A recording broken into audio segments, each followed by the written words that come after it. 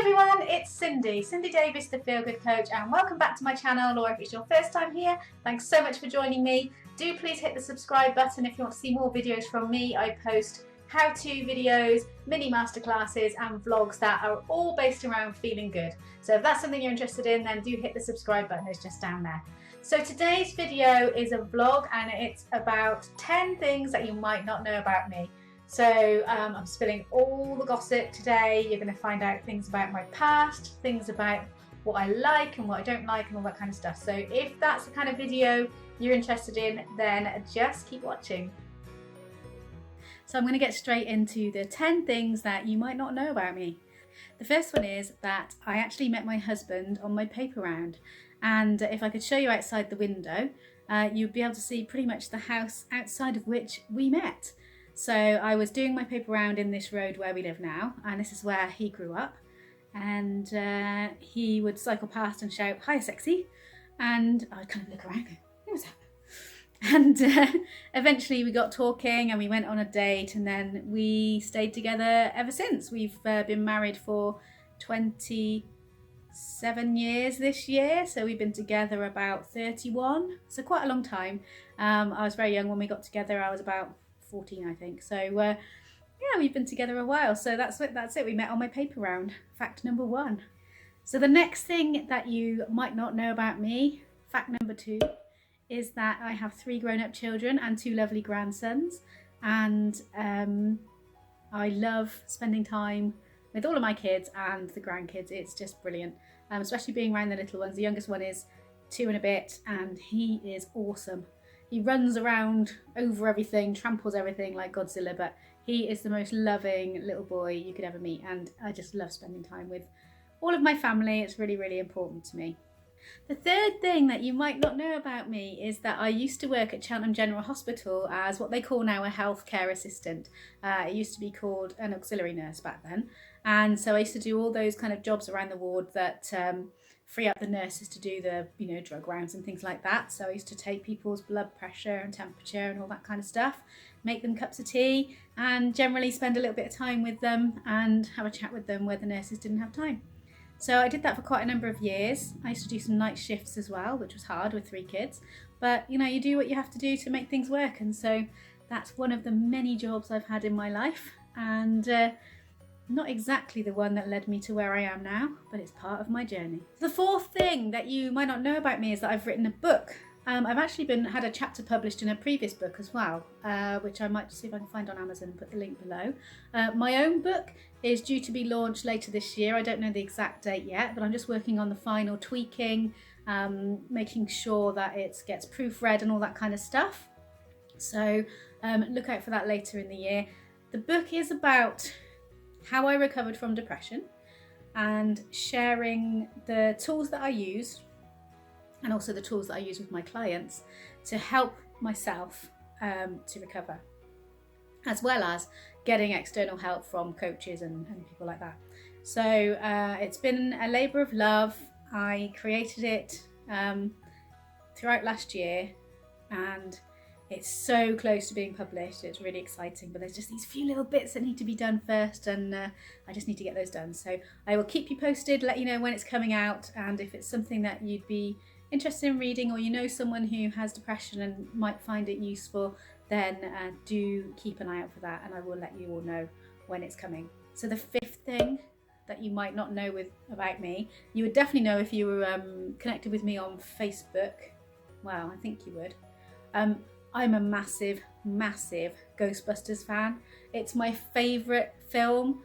I saw it 2 or 3 times at the cinema when it came out, which was like a big deal for me in 1984. I was 13, so that was a lot of money to go to the cinema 3 times, but I did it because I wanted to see that film. Oh my God, I love it so much. And I watch it probably two times a year minimum.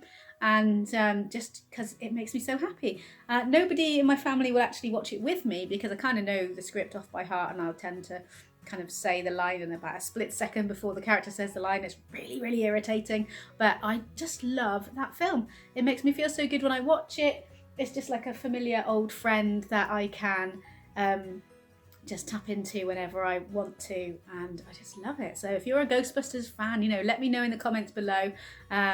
We need to stick together because people take the mick, but God, it's such a good film. Oh, and I saw the new one, and I didn't want to like it because they've, you know, obviously taken my favourite film of all time and tried to remake it, but actually I really did quite like it, and I went with an open mind, but kind of prepared to hate it. But it turns out I quite liked it, so that was good. Yeah, Ghostbusters. Who are you gonna call? So number six, again, you might know this if you've come across me in real life or been around my social media very much. But my favourite colour in all the world is yellow. I love yellow so much, it makes me so happy. I've even got my nails painted yellow at the moment. I have a yellow cardigan that is like my favourite thing to wear. I absolutely love yellow. I can't tell you, it's such a sunny colour. It's kind of like a particular shade as well, that sort of custardy yellow that I've got on my nails. It's kind of like not too pale and not too sort of sharp. It's quite a soft yellow. Oh gosh, I love it. And when I wear yellow, it makes me feel so good. And it cheers everybody else up too, because people will say to me, oh, I love your cardigan, you look so sunny. And it just cheers everybody up. So I love yellow. It's the colour of smiley faces. If you've had any emails from me or anything, you'll know that I use them like punctuation. So yeah, yellow, can't go wrong with yellow. I love it. So fact number 7. Fact number 7 about me, what could it possibly be? Well as being the biggest fan of Ghostbusters ever, I also am really into Doctor Who. I would call myself a Whovian, although I don't look up all the facts and figures. I'm not quite that into it, but I just love watching Doctor Who, and I wouldn't miss it for the world. And I went to the Doctor Who experience in Cardiff. If you haven't been and you like Doctor Who, you must go. It's absolutely brilliant and you will love it. I had so much fun there. I was like a little kid grinning all the way around, and I just didn't want it to end, and I must go again because, oh God, I love it so much. So I love the stories. I love the way that there's always something different happening. I love the themes that run through, and I love the way the Doctor regenerates and we get to have different actors. I used to love it when I was a kid as well. I used to watch Doctor Who when I was a child. Tom Baker was my first Doctor, and then Peter Davison, and I remember those very, very well. Then they went into some Doctors I wasn't really a fan of, and I stopped watching it, but when they said they were going to do a reboot, I was totally up for watching that. Kind of liked Christopher Eccleston, and it got me hooked into watching it. And then David Tennant, oh, David Tennant is my Doctor. I love David Tennant as the Doctor. Absolutely love it. I think, as my opinion, hands down, he is the best one we've had. I didn't want to like Matt Smith. You know, you get the theme here. I don't like them changing, messing around with my favourite things. Didn't want to like Matt Smith, but actually, when I saw the first episode, I really liked him. I loved his crazy kind of wackiness that he brought to it. Peter Capaldi, I've quite enjoyed. Not quite as much as Matt Smith, and I'm really looking forward to Chris Marshall taking over because I love watching him in all the things that he's been in. So that's really exciting to look forward to seeing what he brings to Doctor Who. And you know, again, if you're into Doctor Who and you like it, let me know down there. I'd love to know there's some fellow Whovians on my channel, and let me know what you think of Chris Marshall coming in as the Doctor. So the next fact I'm going to tell you, fact number 8. You might not know about me, is that I used to have a massive fear of driving on the motorways, or freeways as they call them in America. God, I used to be so scared to the point where I actually got my husband to drop me off in Bristol from Cheltenham, which is, what, 30 odd miles I think. He would drop me there and pick me up each evening for like a week-long training course. That's because I could not bring myself to drive, and it just wasn't practical to drive, you know, not on the motorways. It's just such a bonkers route to take. So he would drive me down there and then pick me up again every day. It was when I was doing my coaching qualification, and goodness me, I can't believe that that's how fearful I was. So when I was learning my NLP, that was one of the things I worked on. With, you know, the people I was learning NLP with, because obviously we practiced on each other. And then when I learned EFT, I did some more work with that, and that was around because my husband had a company car that I was allowed to drive, and I didn't want to drive it because I was scared of driving a different car. So I did lots of tapping for that. And so now I've got myself to the point where I look forward to driving on motorways.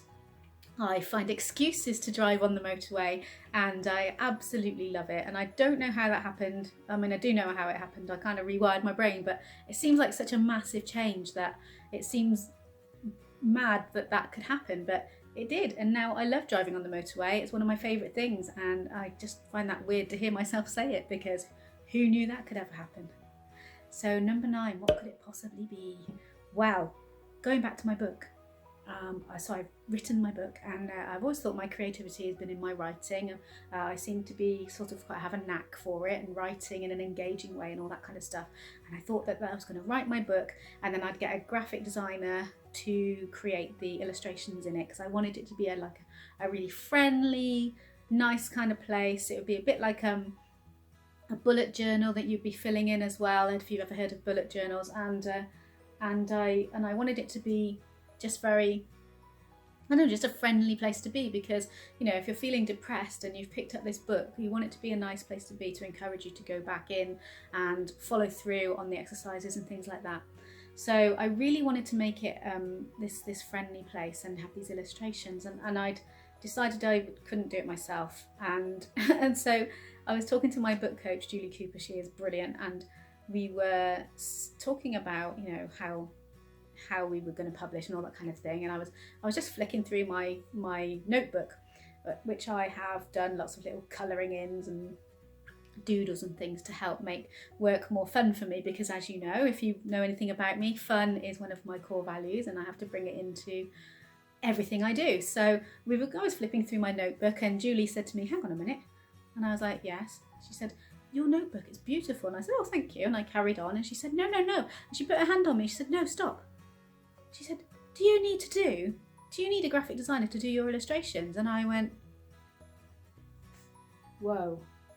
And it was one of those moments where, like, everything changed in a second. Have you ever had one of those moments? If you have, you know, write down in the comments below, let me know that you understand what I'm talking about. It was literally like the world flipped in that second, and suddenly I was just filled with all this energy rushing through me. It's the most amazing experience, and something cleared, and I know what it is, but I'm not going to go into it here. But this block that I'd had about being artistic and being creative in an artistic way with drawing had somehow been blocked in me for years and years and years, and it just cleared in about a minute. It was gone, and suddenly I thought I could do my own illustrations, and I have. So my book is filled with all of my own illustrations, my own little doodles, and I feel like it makes it really, really personal, and it's going to make it a really engaging book.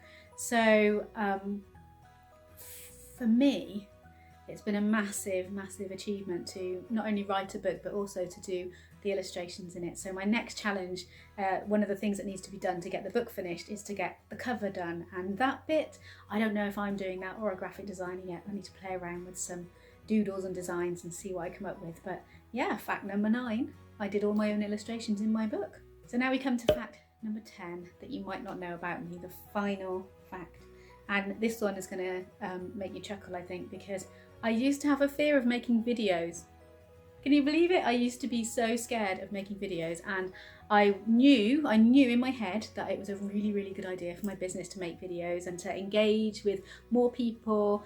And in my heart, I really wanted to do it because to be able to reach out to so many more people and connect and help and make a difference in a bigger way in the world is so important to me, to share this knowledge that I have with as many people as possible and help lots of people to get the change they want, to get rid of the old stuff that they don't want anymore, and to move forward. And that's my way of making a difference in the world, is my way of changing the world one person at a time. And I can do it in a much bigger way here on YouTube or in video and on Facebook or wherever, you know, the videos end up. And gosh, my heart was so open to doing it. But for some reason, I had this big fear, and it was about when we explored it. I'm kind of talking about M-braining here. When I was learning my M-braining, which stands for multiple braining, with lovely Reb, who was teaching me how to use it, and a lovely lady called Henry, I was kind of the guinea pig, sat up on the chair, you know, being demonstrated by the trainer on how the process works. So we talked to my head and my heart and found out these things about making videos. And then my gut was saying, oh no, I might say something wrong and I might get in trouble. or there might be horrible people like trolls and they'll say awful things, or something bad might come of it, of putting myself out there, because it's scary to put yourself out there, isn't it? I mean, I'm sure you've experienced too, haven't you, that, you know, trying to put yourself out there can be a bit scary. So, you know, this fear was so bad that I couldn't even just pick up my phone and record a video, even though I didn't have to put it on the internet. I didn't have to show it to anybody. No one's standing there with a gun to my head going, right, now put it on the internet. You know, I could have recorded a video and just deleted it, but I just couldn't make myself do it. So we went through the process of embraining. We had, you know, Reb had a chat with all three of my brains and got them all aligned together. Basically a process of reassuring my gut that, you know, that those things are not really going to be a massive problem and no one's going to die. So making it all seem a lot easier. And when she said to me after all of that process, so how do you feel about making videos now? I looked at my watch and said, well, when's the break? And I went and started posting videos, and you'll see that I've got a video which is when I've got over my fear of making videos, you know, quite a way back. It's not very professional. It's just me with my phone standing by the patio door, nattering away about what had just happened. But gosh, it was amazing. So yeah, I used to be afraid of making videos, and now here I am creating all sorts of content on this YouTube channel, hopefully giving you some entertainment and help and support, and that's how much things can change when you just use the right tool.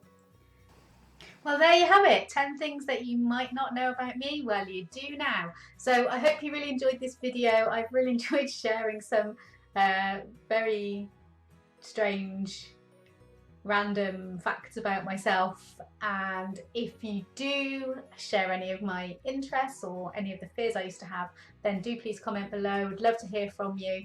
And if you think you know someone who would like this video, then please share it as well. If you did enjoy it, then remember to give it a big thumbs up so that it can get shared around a lot more by YouTube, and it will really help me out and help other people to discover my videos.